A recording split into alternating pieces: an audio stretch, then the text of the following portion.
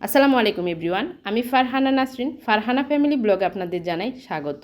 আজকের পর্বে দারুণ মজার হাড়িভাঙা মিষ্টির রেসিপি নিয়ে হাজির হলাম।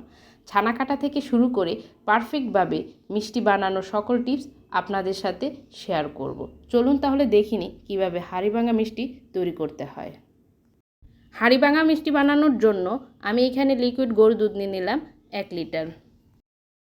এখন আমি এই গরুর দুধের সাথে ফুল ক্রিম যুক্ত 3 টেবিল চামচ পরিমাণ পাউডার দুধ দিয়ে দিচ্ছি।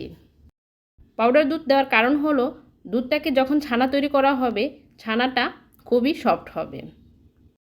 এখন একটা কাঠের চামচ দিয়ে পাউডার দুধটাকে ভালোভাবে দুধের সাথে মিশিয়ে নিচ্ছি, আর সেই সাথে চুলাটাকে আমি অন করে দিচ্ছি, আর সেই সাথে ভিনেগার সলিউশনটা তৈরি করে নিচ্ছি। যেহেতু আমি 1 লিটার দুধ নিয়েছি সেই জন্য একটি মগে 2 টেবিল চামচ পরিমাণ ভিনেগার, আর সেই সাথে দিয়ে দিচ্ছি 1 টেবিল চামচ পরিমাণ পানি, আর পানিটাকে ভালোভাবে মিশিয়ে এক সাইডে সরিয়ে রাখছি।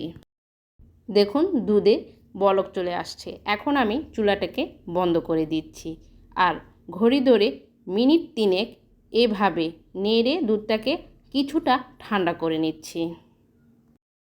যদি আপনারা অতিরিক্ত গরম দুধের মধ্যে ভিনেগার দিয়ে দেন তাহলে কিন্তু ছানা কাটার পর ছানাটা শক্ত হয়ে যাবে, সেই জন্য দুধটাকে কিছুটা ঠান্ডা করে এর মধ্যে ভিনেগার পানি দিতে হবে। এখন আমি ভিনেগার পানিটা দিয়ে দিলাম, আর আলতো হাতে দুধটাকে 30 থেকে 40 সেকেন্ডের মতো নেড়ে নিচ্ছি।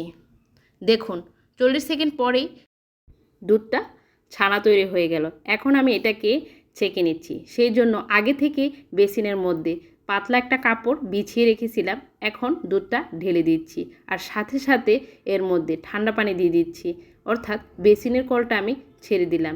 এখন ভালোভাবে এই ছানাটাকে ধুয়ে ঠান্ডা করে নিচ্ছি। ছানাটাকে কিন্তু অবশ্যই ঠান্ডা করে নিতে হবে। ছানাটাকে ভালোভাবে ধুয়ে নেওয়া হয়ে গেছে। এখন আমি কাপড়ের চতুর্দিক থেকে দড়ে এনে ভালোভাবে চিপে এর মধ্য থেকে পানি ঝরিয়ে নিচ্ছি। এটাকে ঝুলিয়ে রাখার কোনো দরকার নেই। এটাকে আমি এখন মোটা একটা টাওয়াল দিয়ে এইভাবে জড়িয়ে রেখে দেব 15 মিনিটের জন্য। আর সে ফাঁকে আমি চিনির শিরাটা তৈরি করে নিচ্ছি। একটি পাতিলে আমি নিয়ে নিচ্ছি মেজারমেন্ট কাপে 2 কাপ পরিমাণ চিনি, আর মিষ্টিগুলোকে আমি পাতলা শিরার মধ্যে সিদ্ধ করে নিব, সেই জন্য মেজারমেন্ট কাপের 5 কাপ পরিমাণ পানি দিয়ে দিলাম। এখন চিনিটাকে ভালোভাবে নেড়ে চুলার আঁচটাকে লোতে রেখে আমি ঢাকনা দিয়ে ঢেকে মিষ্টি বানানো কাজে চলে যাচ্ছি। ফিরে আসলাম 15 মিনিট পর। ছানাটাকে মোটা টাওয়াল থেকে আমি সরিয়ে নিচ্ছি। মিষ্টি বানানোর আগে আমি ছানাটাকে মেপে নিচ্ছি। এখানে মেজারমেন্ট কাপের 1 কাপ পরিমাণ ছানা হয়েছে। অনেকে প্রশ্ন করেন যে কিভাবে 1 লিটার দুধে 1 কাপ পরিমাণ ছানা হয়। ওই যে আগে থেকে যখন আমি দুধে ছানা তৈরি করার সময় পাউডার দুধ দিয়েছিলাম, সেই জন্য ছানা কাটার পর 1 লিটার দুধে 1 কাপ পরিমাণ ছানা হয়। এখন আমি এই ছানাটাকে ময়ান করে নিচ্ছি। বেশিক্ষণ সময় ধরে ময়ান করতে হবে না, 1 থেকে 1.5 মিনিটের মতো সময় ধরে এইভাবে কষলিয়ে ময়ান করে নিলেই হবে।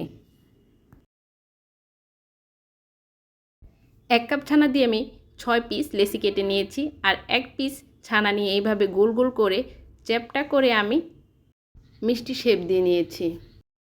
সবগুলা মিষ্টি তৈরি করা হয়ে গেছে। এখন এগুলাকে শিরার মধ্যে দিয়ে দিব, সেই জন্য আমি ঢাকনাটা সরিয়ে নিচ্ছি। দেখুন চিনি শিরায় বলক চলে আসছে। এখন এর মধ্যে এক এক করে মিষ্টিগুলা দিয়ে দিচ্ছি। এখন আমি 5 মিনিটের জন্য ঢাকনা দিয়ে দিচ্ছি। 5 মিনিট পর ঢাকনাটা সরিয়ে নিচ্ছি। এখন আমি মিষ্টিটাকে নেড়ে দিচ্ছি। পাতিলের হ্যান্ডেলটা ধরে ঝুলিয়ে আর কাঠের দর্জি দিয়ে মিষ্টিটাকে নেড়ে দিচ্ছি, যাতে করে উপর নিচ হতে পারে আর মিষ্টিটা ভালোভাবে ফুলে উঠতে পারে। আমি আবারও মিষ্টিটাকে 5 মিনিটের জন্য ঢাকনা দিয়ে দিলাম। 5 মিনিট পর ফিরে আসলাম। দেখুন মিষ্টিগুলা ফুলে উঠেছে। এখন থেকে আমি এটার মধ্যে গরম পানি অ্যাড করব। মিষ্টিটাকে টোটাল 25 মিনিট রান্না করব। মিষ্টিগুলোর মধ্যে পানি তখনই অ্যাড করতে হবে যখনই মিষ্টিগুলা সম্পূর্ণ ফুলে উঠবে। মিষ্টিগুলা চুলায় দেওয়ার 10 মিনিট পর থেকে বাকি 15 মিনিট প্রতি 2 মিনিট অন্তর অন্তর এর মধ্যে 1/4 কাপ পরিমাণ গরম পানি অ্যাড করতে হবে।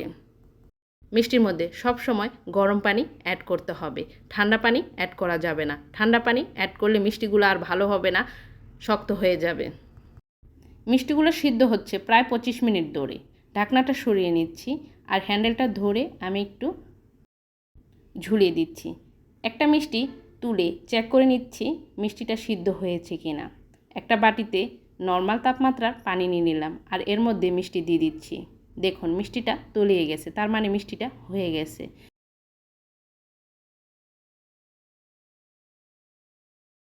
এখন আমি চুলাটাকে বন্ধ করে দিচ্ছি আর বন্ধ করে দিয়ে মিষ্টিটাকে হালকা ঠান্ডা করে ঢাকনা দিয়ে ঢেকে রেখে দিব 12 ঘন্টার জন্য।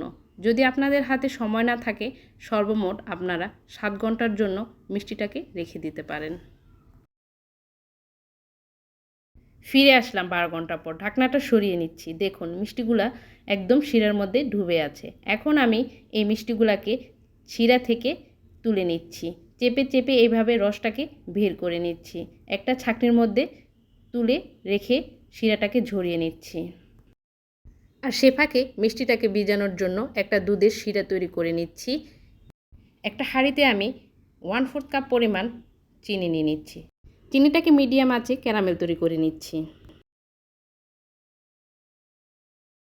মিষ্টির দোকানে একসাথে অনেকগুলা ছানার মিষ্টি তৈরি করা হয়।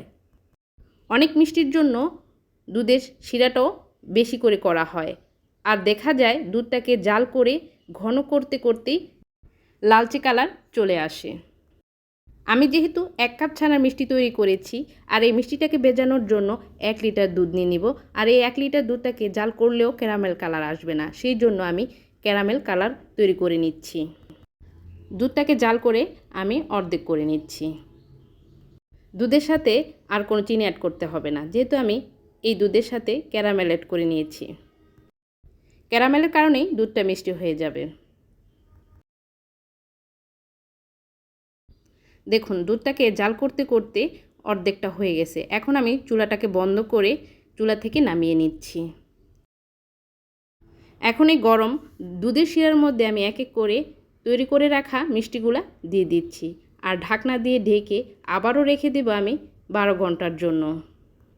ফিরে আসলাম 12 ঘন্টা পর, ঢাকনাটা সরিয়ে নিচ্ছি। এখন এই শিরা থেকে আমি মিষ্টিগুলোকে তুলে নিচ্ছি। এই মিষ্টিগুলোর আসল স্বাদ পেতে হলে অবশ্যই সময় নিয়ে মিষ্টিগুলো তৈরি করে নিতে হবে। দেখুন আমার মিষ্টিগুলা তৈরি করা হয়ে গেছে। এখন এই মিষ্টির মধ্যে আমি ইনস্ট্যান্ট মাওয়া ছড়িয়ে দিব। আশা করছি আমার আজকের এই রেসিপিটি আপনাদের ভালো লেগেছে। ভালো লাগলে অবশ্যই কমেন্টস করে জানাবেন আর ঘরে তৈরি করে খাবেন। এখন একটা মিষ্টি আমি কেটে দেখিয়ে দিচ্ছি ভেতরটা কেমন হলো। দেখে নিশ্চয়ই বুঝতে পারছেন ভেতরটা কেমন হয়েছে।